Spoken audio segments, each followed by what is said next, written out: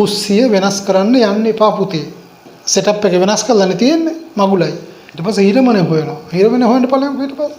තුන පහ බෝතල් තියාගන්න ඕන පිළිවෙලක් තියෙනවා. කහ එක කොතනද තියන්නේ? අබ එක වෙන තැනක, සූදුරු එක වෙන තැනක ඒ තියන්න ඕන ස්ටෑන්ඩඩ් එකක් තියෙනවා. මම දැකලා තියෙනවා සමහරක් ගේ ආය ගණ්ඩ සංසාරන්නේ කළු වෙලා ගෑරේජ් එකක් වගේ.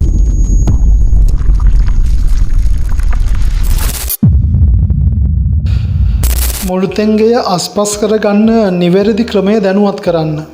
බඩු භාණ්ඩ තැබීම සහ අස්කිරීම. හොඳ ප්‍රශ්නයක් ඈ. ඔන්න ඔයගේ ප්‍රශ්න අහන්න ඕනේ. ඔයගේ ප්‍රශ්න හොඳ දෙයක් ඒක. ගොඩක් කරුණු කාරණා දැනගන්න තියෙන දෙයක්. අපි කරන වැරදි අඩුපාඩු හදාගන්න තියෙන දෙයක්. කුස්සිය විතරක් නෙමෙයි අපි සාලය අස් කරගන්න ඕනේ. අපි කාමරය අස් කරගන්න ඕනේ. අපි මිදුල අස් කරගන්න ඕනේ. පිළිකන් අස් කරගන්න ඕනේ. කොහොමද නිවැරදිව අස්පස් කරගන්නේ කියලා. දැන් කොහොමද ඉස්සර තිබ්බේ? ඉස්සර පරිසරේ ඉස්සර අපි අවුරුද්දක් යනකොට අපි පොඩි කාලේ අවුරුද්දක් යනකොට අවුරුද්දට තමයි ඉතින් ගෙදර සම්පූර්ණයෙන් ලස්සන කරන්නේ. තින්ත ගාන්නේ ඈ මේස පුටු වල හොදනවා, පිය දානවා, තින්ත ගානවා, බිත්ති වල හුණු ගානවා. ඉස්සර තින්ත නෙමෙයිනේ හුණුනේ තිබ්බේ. හුණු ගානවා. සමර කියලා જાතියක් නේ. සමර ගානවා එක මේ විදිහට ලස්සනයි. ඉතින් හරි සුන්දරයි නේද? ඒතර අවුරුද්දකට පාරක් තමයි ඔය අපේ වෙනස්කම් සිද්ධ කරන්නේ. ගෙදර පරිසරයේ වෙනස්කම් සිද්ධ කරන්නේ. නමුත් අපි එහෙම නෙමෙයි. අවුරුද්දකට පාරක් නෙමෙයි. අපි හැමදාම වෙනස් වෙන්න ඕනේ. හැමදාම අපි වෙනස් විදියට ඉන්න ඕනේ. හැමදාම අලුත් විදියට ඉන්න ඕනේ. හැමදාම නැවුම් විදියට ඉන්න ඕනේ. අපි ගත්තොත් එහෙම මෙහෙම අපි හිතන්නකෝ මං කුස්සියට එන්න කලින් මං කියන්නම්කෝ සාලේ කොටස ගැන. සාලේ හැමදාම දැන් මේ අද තිබ්බ පුටුව ඒක අවුරුදු ගානම එක තැන. මම දැකලා තියෙනවා එහෙම ගෙවල්. අතු ගාන්නවත් මේ එහාට මෙහාට කරලා නැති සෙටි සෝෆා තියෙනවා. අතු ගාන්නේ එක තියාගෙනම තමයි. එහෙම වෙනස් කළාම නෑ. එතකොට ඒකාකාරී බවම තමයි හැමතැනම. ගෙදර හැමතැනම ඒකාකාරී බව. එතකොට අලුත් අදහස්, අලුත් නිර්මාණ, අලුත් හැකියා කිසි දෙයක් ඔලුවට එන්නේ නෑ. අපි කල්පනා කරන්න, හිතන්න, සිතුවිලි වෙනස් වෙන්න අපේ පරිසරය වෙනස් වෙන්න ඕනේ. කාමරය වෙනස් වෙන්න ඕනේ. අපි හිතන්නකෝ මෙහෙම සාලේ ගත්තොත් එහෙම සාලේ ෆුටු සැටියක් තියෙනවා. සාලේ ෆුටු සැටියක් තියෙනවා. සතියකට පාරක් විතර අස් කරන්න. මේක තියෙන පැත්ත මාරු කරන්න. අද මෙතන තිබ්බනම් මේ පුටු සැටිය ලබන සතිය වෙන තැනකට. සතියේ එක දවසක් අපි ගෙදර ඉන්න පරිසරයක් හදා ගන්න ඕනේ. අන්න එදාට අපි මේවා අස්පස් කරන ඒවා, පිරිසුදු කරන ඒවා, පිළිවෙල කරන ඒවා, වෙනස් කරන ඒවා කරගන්න. එතකොට සතියට එක පාරක් අපි සාලේ වෙනස් කරනවා. ඒක සාලේ වෙනස් කරාට හානියක් නෑ අපිට. මොකද ඒක වපසරිය යම්කිසි මට්ටමකින් තියෙනවා. පිළිවෙලයි, පිරිසුදුයි. දැන් සාලේ මොනවද තියෙන්නේ? ටීවී තියෙනවා, කැසට් තියෙනවා, සමහර ෆ්‍රිජ් එකක් තියාගෙන ඉන්නේ සාලේ. ඉස්සර ඔය ටීවී එකක් එහෙමනේ. දැන් නම් ඔය ටීවී තියන්නේ නැහැ සාලේ. ඒකට වෙනම ස්ථානයක් තියෙනවා ටීවී බලන්න. ඔක වෙන තැනක් තියන්න. වෙන තැනක තියන ටීවී එක. දැන් සාලවල වල ටීවී තියන්නේ නැහැ. කැබිනට් මේ ඒකේ පුරවලා වීදුරු පිඟන් කෝප්ප අට්ටි ගහලා ඒක තියෙනවා සාලේ ඉස්සරහින්. වෙන තැනක තියාගන්න ඕන. සාලේ හරිය නිදහස්ව තියෙන්න ඕනේ. මම ඉතින් ඒ ගැන මම කරුණු කාරණා කතා කරන්න යන්නේ නැහැ වැඩිපුර. මේ සාලේ වෙනස් කරන්න. සතියකට පාරක් සාලේ වෙනස් කරන්න. කාමරේ ගත්තොත් තමන් නිදින කාමරේ වෙනස් කරන්න. නිදින කාමරේ මේ සතියේ හිටියානම් සතියකට පාරක් වෙනස් කරන්න බැරි මාසෙට පාරක් හරි කමන්නේ කාමරේ වෙනස් වෙන්න ඕනේ. අර මෙතන තියෙන ඇඳ මේ පැත්තට දාන්න. මෙතන තියෙන ඇඳ මේ පැත්තට දාන්න. නැත්නම් වෙන තැනකට දාන්න. හොඳට මතක තියාගන්න බුදියන කාමරේ පොත්පත් තියාගන්න එපා. පාඩම් කරන්න යන්න එපා බුදියන කාමරේ. ඉතින් හැමෝටම ඉතින් මේ වගේ කාමර නැහැනේ. ඔෆිස් කාමරයක් නැත්නම් පාඩම් කරන්න කියලා වෙනම කාමරයක් නැහැනේ. අපි පාඩම් කරන්න වෙන පරිසරයයි. මොකද ඒක පාඩම් කරගෙන ඉන්නකොට ඇඳ දැක්කම ඕක මනෝවිද්‍යාත්මකව පසුබිමකුත් තියෙනවා. පාඩම් කරන පරිසරයක් තියෙන්න ඕනේ.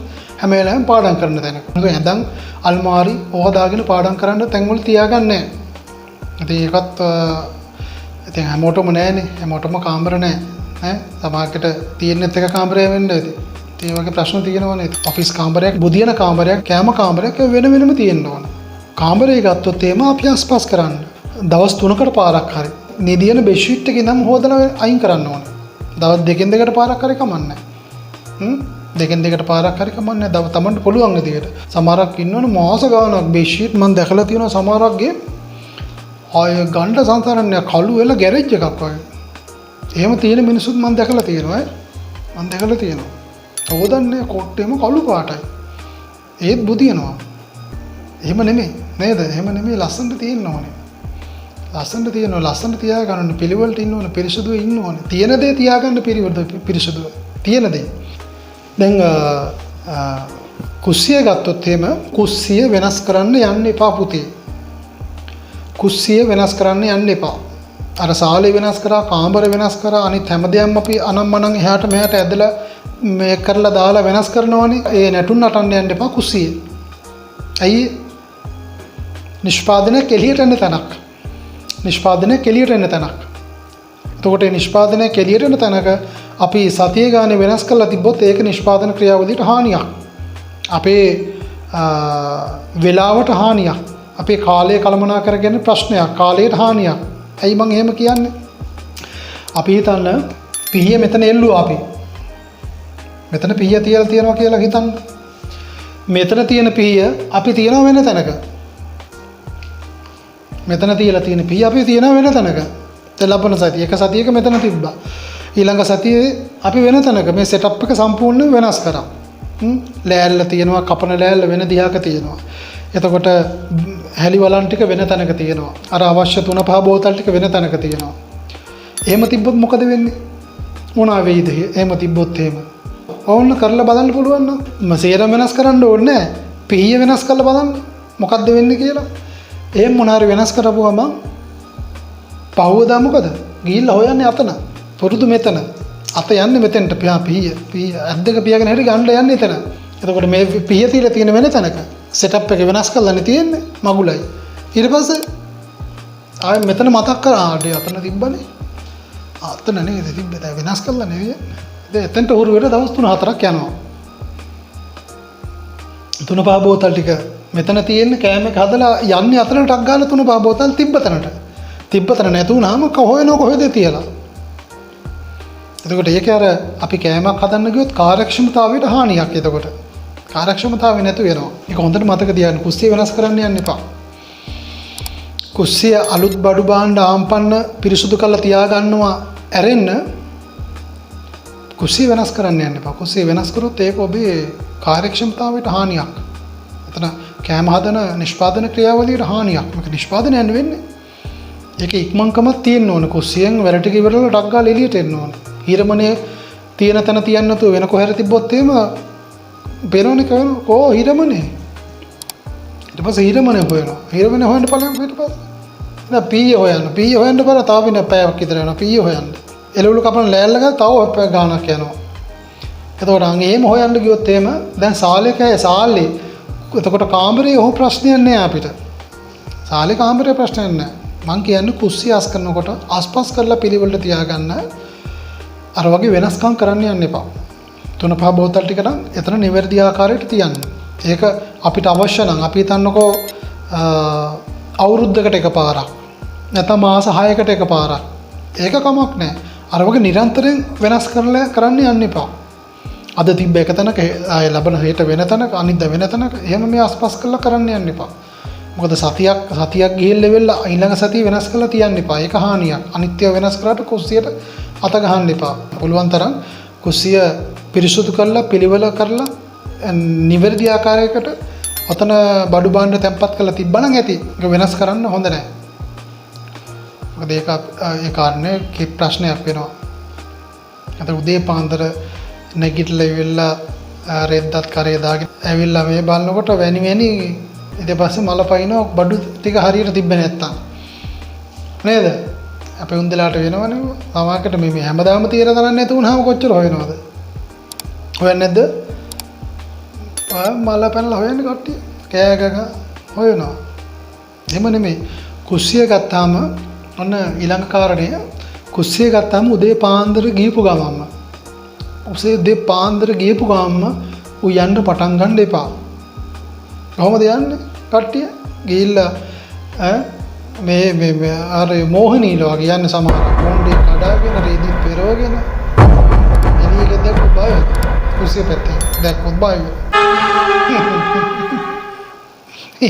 එහෙම නෙමෙයි උදේ පාන්දර නැගිටට පස්සේ වොෂ්රූම් එකේ අවශ්‍ය වැඩ ටික ටක් ගාලා ඉවර කරගෙන ඊට පස්සේ පිළිවෙලට ලස්සනට අතෙන්ට යන්න. ඇඳුමක් පැළඳුමක් මාරු කරගෙන මොනකට හොදගෙන ඊට පස්සේ තමයි කෑම වලට අත ගහන්න ඕනේ. කොණ්ඩේ ලස්සනට පීරගෙන කොණ්ඩේ හදාගෙන තමයි කෑම වලට අත ගහන්න යන්න ඕනේ. එහෙම නැතුව එකපාරටම නැගිට ගමන් ආතප්පාතක් නැතුව එක භූත වෙලා වගේ ගිහිල්ලා උයන්න යන්න එපා. එහෙම නම් මොකද වෙන්නේ? හදන කෑමත් රහ නැතුව යනවනේ. අප්පිරියාවෙන් හදන්නේ. කොණ්ඩේ කඩාගෙන යක්කු වගේ ගිහිල්ලා එහෙම නෙමෙයි ඒක ලස්සනට යන්න ඕනේ. මේ ප්‍රශ්නට අදාළ මේ පොඩ්ඩක් ඔය ගැන කතා කරන්නේ නැත්නම් ඕකට අපි වෙනම කොටසක් තියෙනවා මේ පිරිසුදුකම පිළිවෙල අපි හදාගන්න විදිය ගැන.